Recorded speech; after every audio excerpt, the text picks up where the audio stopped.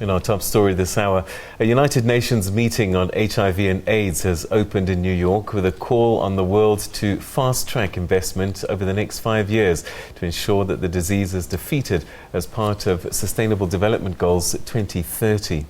In an exclusive interview with SABC News, the Executive Director of UNAIDS lauded the progress made in curtailing the spread of HIV, often invoking South Africa as an example. But he's warned against complacency that risks eroding gains leading to rebounds in the epidemic.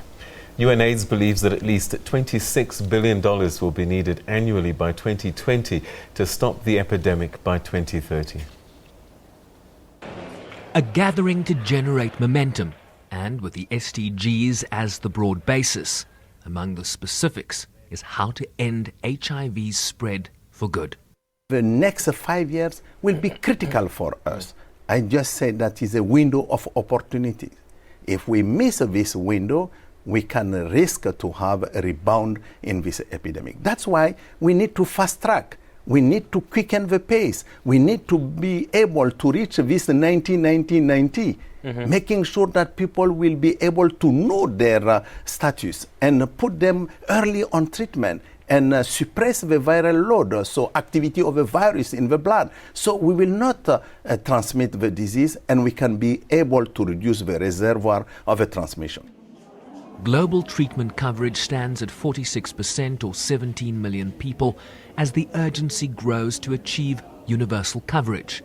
But concerns remain, with a staggering 2.1 million new infections in 2015 alone, with a concerning 2,500 new infections in the 15 to 24 age group in South Africa every week. If we are not capable to keep them at school, they become victims of their social status. That's one. Secondly, we need to really give a sexuality education, make young girls and young boys capable to understand why it's important to avoid risky behavior.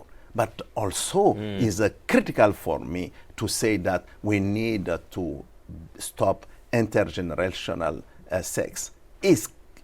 We are seeing the pattern is very clear. Sugar daddies. Yes, sugar daddies. You can call them like you want, but the pattern is very clear. When you look at the infection curve, you will see that the young girls are infected earlier than the boys at the same age. Right. So they are not infected by their peers.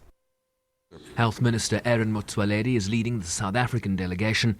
It is expected to deliver the country statement later today. Sherwin Ricebees, SABC News, New York.